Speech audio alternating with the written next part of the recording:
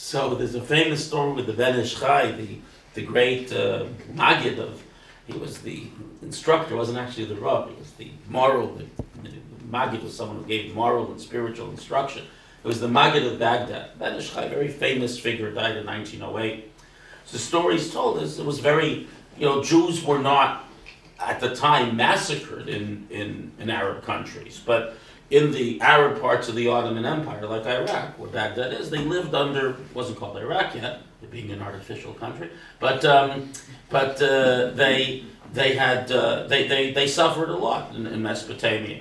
So there was a lot of pressure and a lot of, shall we say, promises, especially to the educated people, of all kinds of nice positions and salaries from the Ottoman authorities if they would only convert, in this case, to Islam. There was a constant pressure on Jews to convert.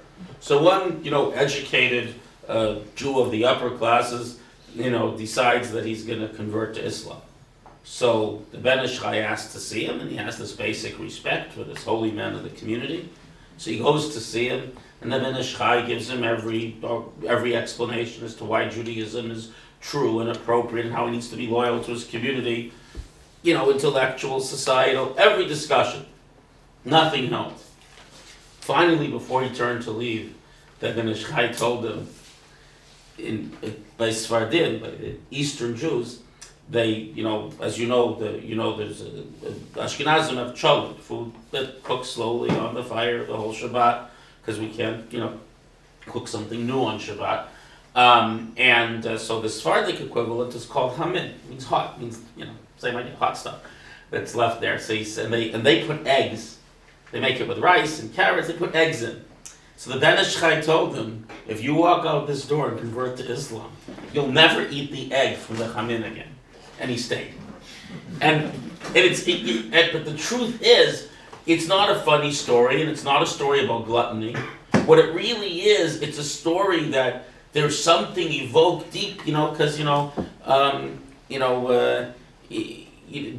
something that, from a little child, his mother always put an egg on his plate, and it was part, the sensory, the physical, we're physical beings. The physical experience of all of Shabbat, all of Judaism is expressed in the sensory experience. This is, the Ben Ish Chai was not a man of triteness. Ben Ish Chai is one of the intellectual giants of the late 19th, 20th century. I think this story, it illustrates this idea. One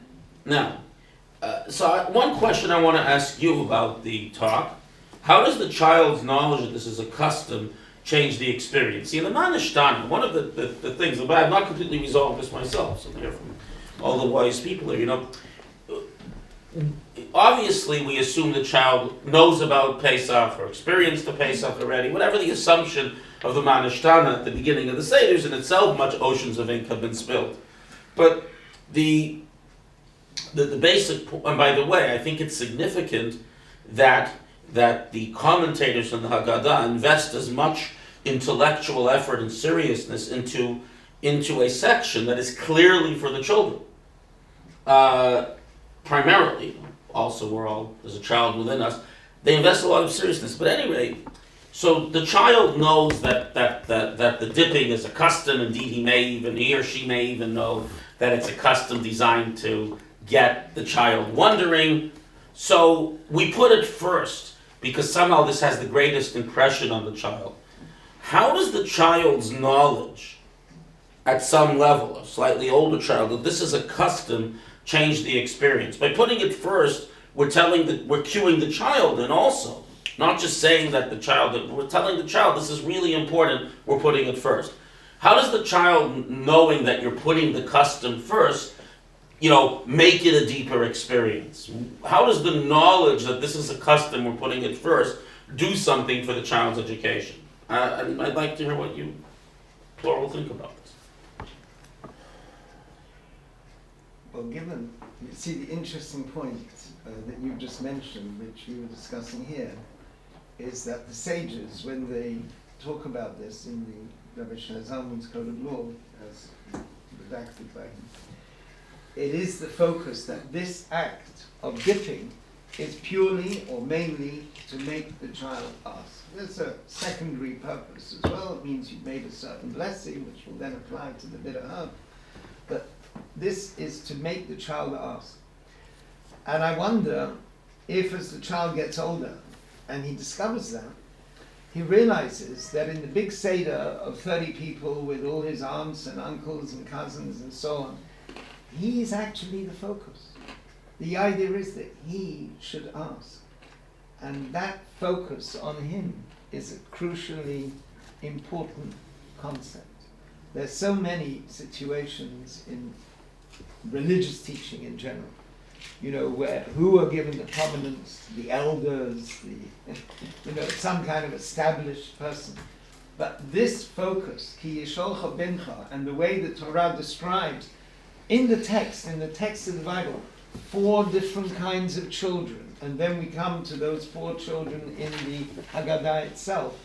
They are really the focus of the Seder, and to realize that, I think, is a very positive thing for the child. It makes he or she realize, I am the center. That point on the periphery is actually not the periphery; it's the center. And I want to, and it's beautiful. I want to connect that with the next part, sort of the thesis I wanted to advance, and that is that so customs are essentially laws, even rabbinic decrees. They're created to protect and further values found in the Torah. I mean, just a very simple example. There are laws about honesty in buying and selling in the Torah. So the rabbinic decrees that were created to create a higher and more loophole-free standard of honesty in business are not designed as, the Torah left something out. The rabbis say we see the values of the Torah. The Torah gave us the right, the permission, and the obligation to create legislation in each time and place that works to further those values.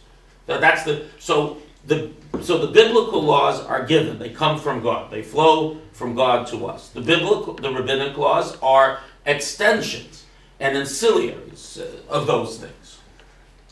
But when it comes to customs are created from within the people themselves for the purpose of expressing their love for Judaism, their integration of family into Judaism, their desire to express something of themselves to God. Their communal customs, family customs, individual household customs, individuals have customs. So this custom of dipping and to get the child to ask, this is something that emerged from within the people themselves to create something that makes the child valuable. So not only are we telling the child you're the center, because there are verses in the Torah that do that, we say that we and you in the future, we have the capacity to find deeply personal ways to express, not just to respond to what God asks of us,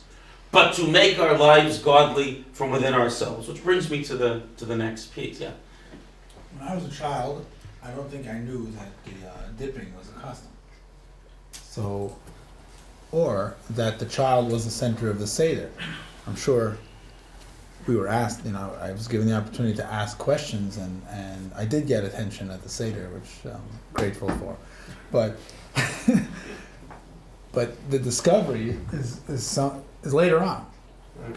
So is that what it is? You're planting something that will take effect later?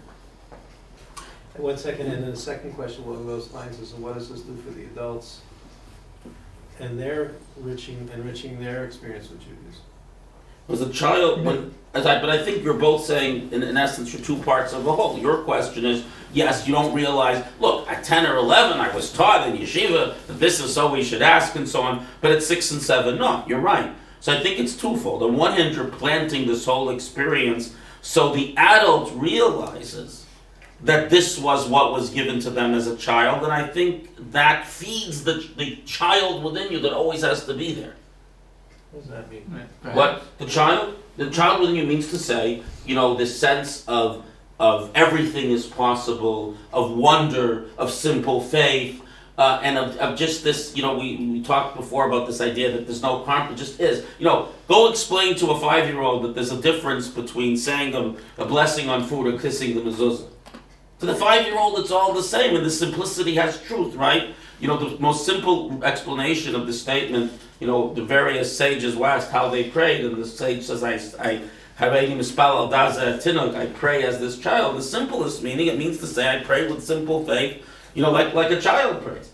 And we always need to have that bedrock of simple faith, of a sense of a holistic, unitary experience that cannot be divided in any way. So I think that yes, we don't get the full picture of what's happening in our consciousness till we get a little bit older. But what that does is that sort of feeds the importance of that wondering, curious, everything's possible, everything's new child that we have to keep into us Mitzvah Shem till 120.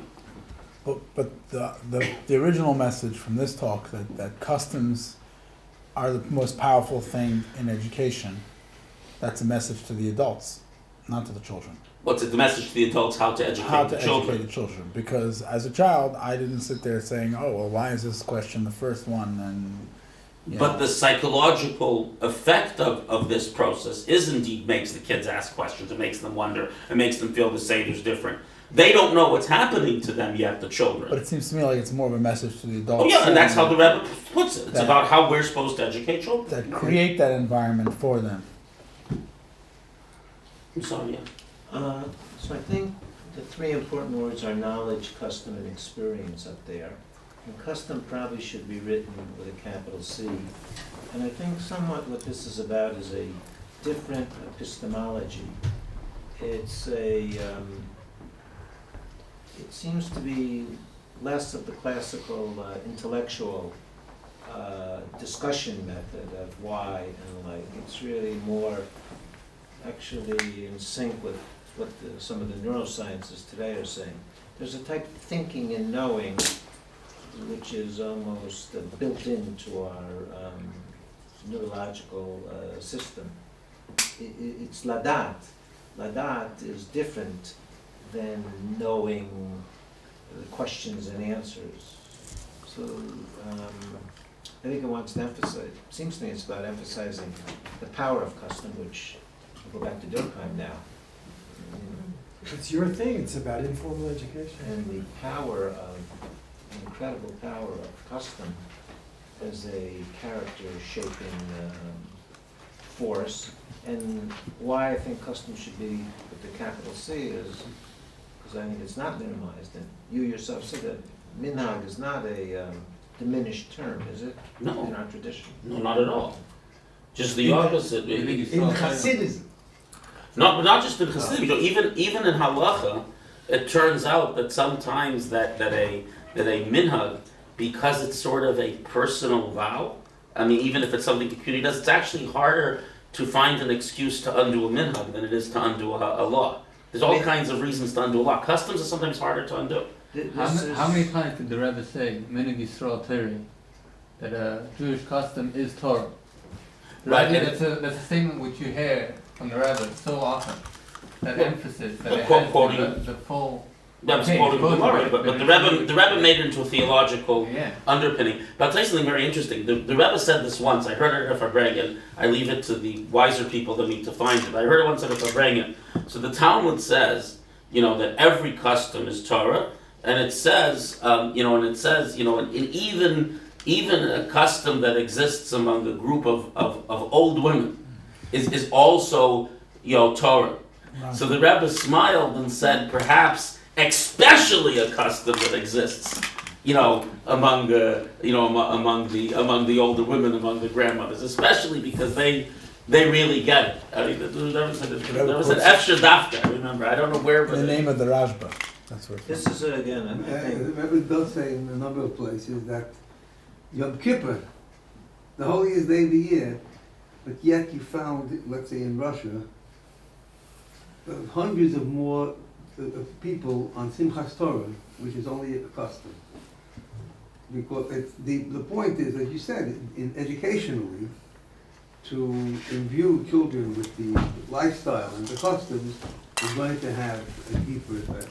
So this is a very dramatic change, and even the whole notion of the 4 questions, it may be the wrong phrase, because you think 4 questions, so you assume it's going to be like in school, the give factual answer kind of thing. This is almost, I don't know what the other word is, but it's less questions, it's the 4 statements. You think that There's subdivisions of why is this my difference? A, B, C, D. you think that, I mean, now thinking about tomorrow for a minute, you think that in the American educational system, there's any concern for customs? Is there?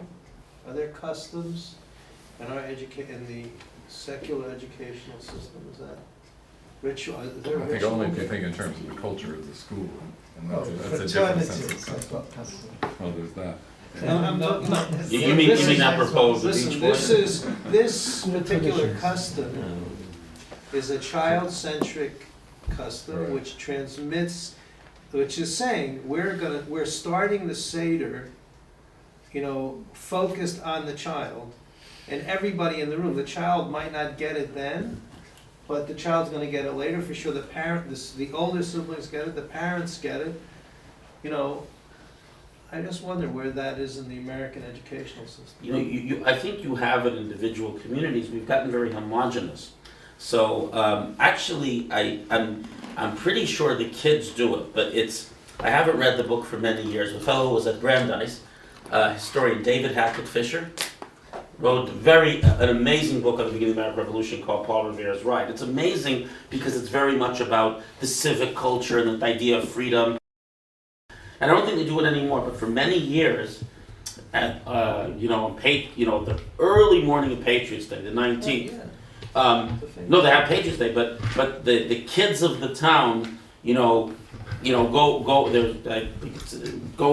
and pull the big bell at the exact time when Paul Revere got arrested. His compatriot managed to escape and bring news to Wayland, and their Minutemen, one of the first on the field of battle. So when that time, at 2 in the morning or 3 in the morning, for years and years and years, the town's children got out of bed, they woke them up, gave them hot cocoa, and had them go, ring the bell. I mean, you had this in many communities, but I think with the homogenation, you don't have that. But I think if you were a kid and you grew up with that, I think you would really ask, what does it mean to be an American, and what are my responsibilities, and so That's a on. nice, Trick or treat. Yeah, that's right. that's a nice view, Shlomo. I'm sorry, were you gonna say? No, on this I defer to Bill and Barry, but I have to say in answer to your question, Menachem, about the customs of the American school, I would say, back to Philip Jackson's Life in Classrooms or Jules Henry, the Or Bowles and customs of Gibbons. the American, Or Bowles and Gibbons. or Bowles and Gibbons, the customs of the American school are the customs of standardization and the bureaucracy. It's not to tell the children they're special, it's to And tell in- the children They're They're they're not special by invidious they're not comparison. special. They're special only by invidious comparison, Mm. by being better or worse, by success or failure. They're not special, and this is a nice reading that Shlomo has about the American Revolution. I don't think that's what's taught. I think they're only special by virtue of being better or worse than the other. They're not special by having some kind of larger redemptive mission. I'll just tell you one thing I wanted to share with this group, but, and I probably shouldn't say it, but I'll say it anyway. There's one you just said better or worse. The American educational system has, for kids in that system, many different ways to differentiate yourself. I was like a little fat musical kid, So I distinguished myself as a little fat musical kid. I wasn't. But it came to sports, just zero. Just get me out of here. It's more, just start yawning immediately. But, so the other kids are sports, other kids are social, other kids are whatever. In the yeshiva system, you don't have all those differentiations. So it's really going to be whether or not this is communicated to them well or not. And again, the Rebbe argued that we shouldn't even divide the yeshiva students, by how much they know, because that's natural ability. that we should include them all, and the real question is, how much of yourself are you putting into it, which is really open to everyone. Let's go, Rabbi Lou, is that the way the schools are run? Really? Our schools run in that way, without differentiation in class. Between the better and worse? Differentiation is a major part. Mm. Of In a any positive class, in a positive way, any class of 3 pupils or more, you have to assume that there are 3 general levels. And you have to And you have address to, you each have level. to, and you have to communicate. To give the teacher. Somehow or another, I remember years ago when I was a young teacher, and my cousin, and I had 1 hour a day, I had 2 classes together.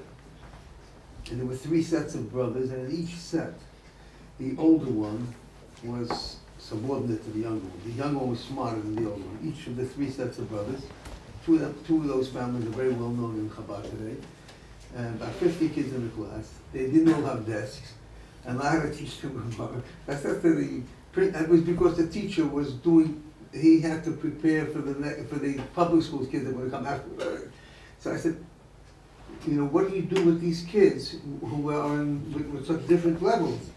And he said, you study the Talmud, and you suddenly throw in a question from one of the advanced commentaries, which will keep bright kids' mind going, and don't spend more than a minute or 2 on the question and the answer. The smart kids, they'll need a bit of time it won't be bored because they will be absorbing this, and the other ones will just wash over them. This is my university lecture about differentiation. Okay, but then we got the point is- in the 80s, So my the question 90s, is, so then what the happens? inspectors come today and they said there's a kid in that class who's bored. And he said exactly the same thing, Dr. Long, again. He says, a non-Jewish person who did his PhD on the 50 independent, that means not government-funded Jewish schools in England, and the 40 Muslim schools, Lahavdil, and the parallels and the differentiations. But he went into a class, and he said the kid was bored. He said, you have a library in the front. The child should have been, one has to be able to feel that every child matters, and every child is being given the opportunity to progress in the way that they want to. There's So that's- tremendous push in this direction in England today. That's the message. Very regular, rigorous. And I think that was the respect. That's the message of the minute. That's the The message of the English- minute. The It English fits very well. educational slogan. When they started turning the screw, now with all the inspections, at least once every 3 years, I said to teachers, this is what we're supposed to be doing. And this is really what it's all about. That every child matters. That's the Every slogan. child, that's Every child matters. that's the official So are they name of getting that whole anywhere in policy. England is with Every this? child matters. Yeah. And finding the way that each person, that each child, each learner, as they say today, should be able to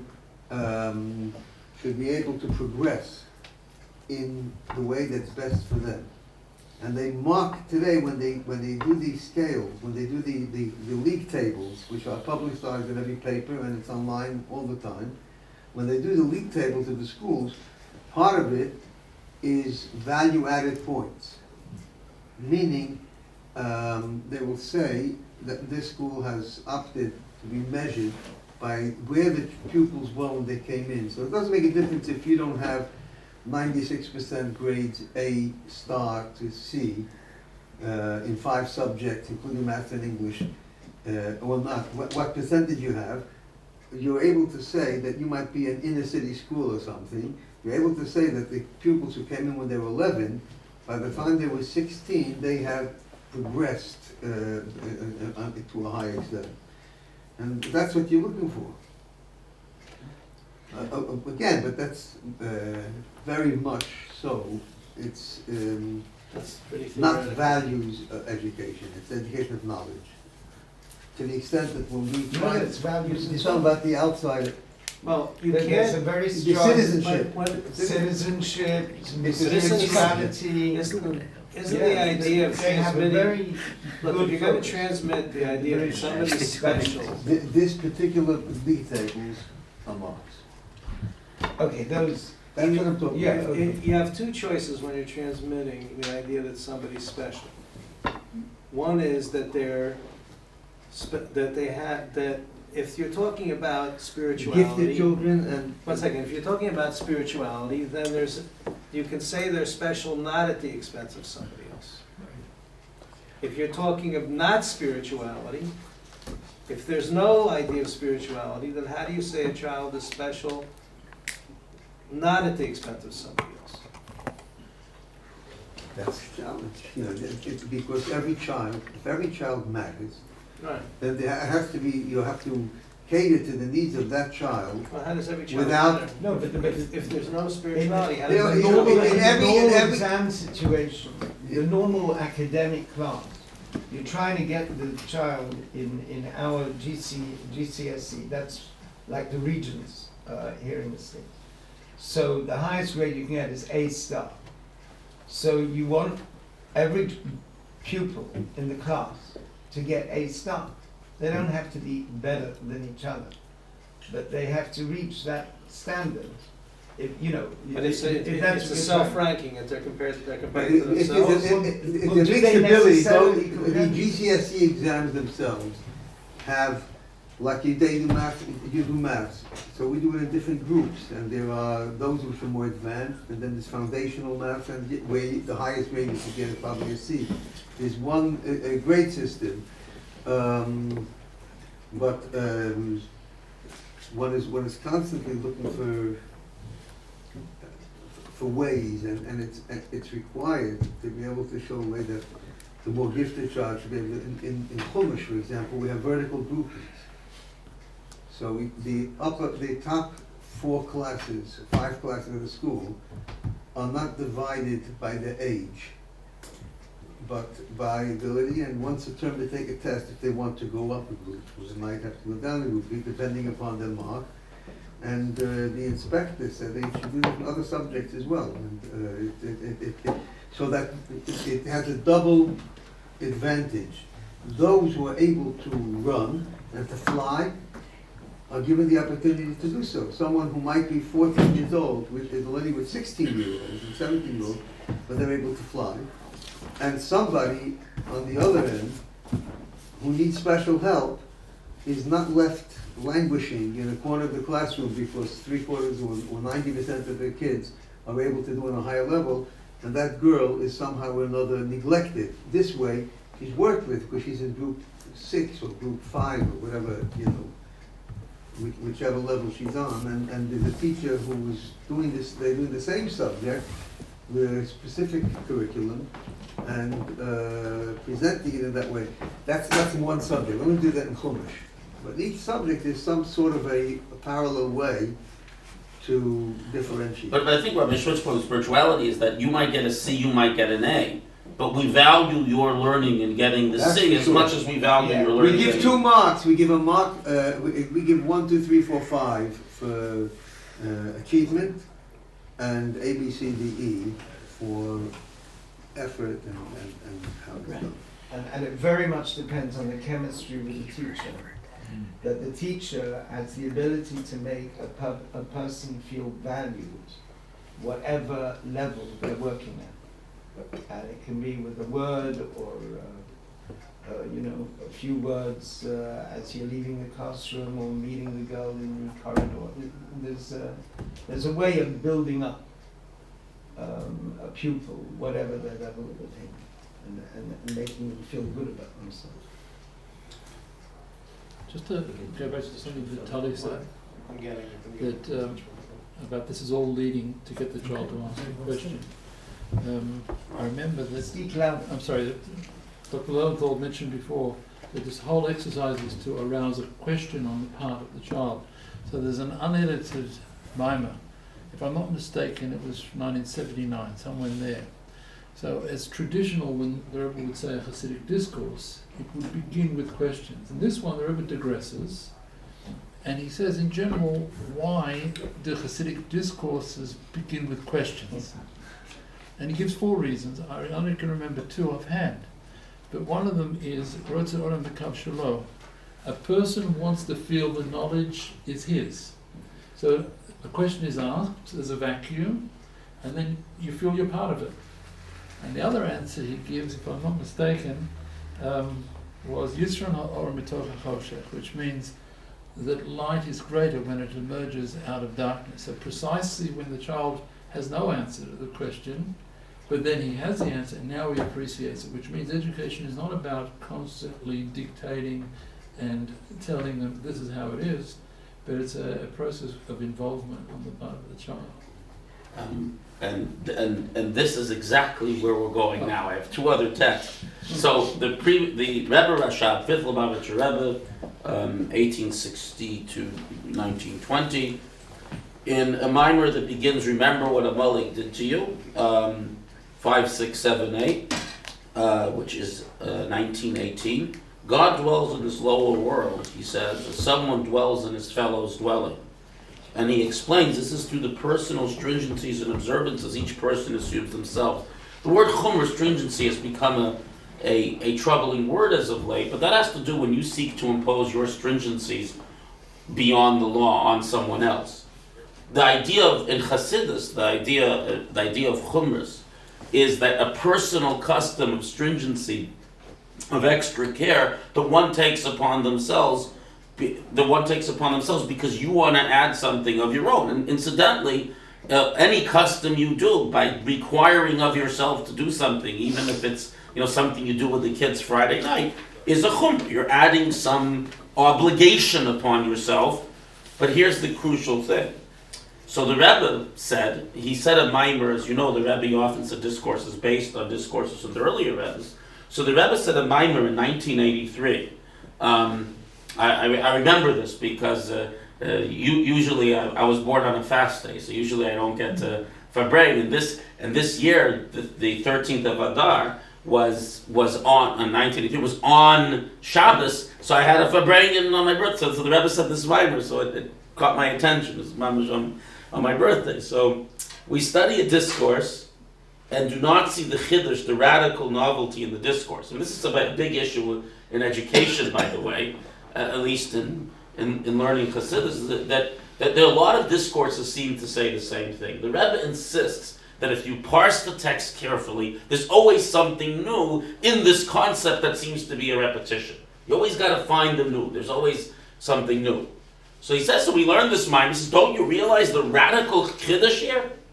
We always talk about dira b'tachtonim, something anyone hangs around Chabad has heard, a dwelling place in this lower world for God.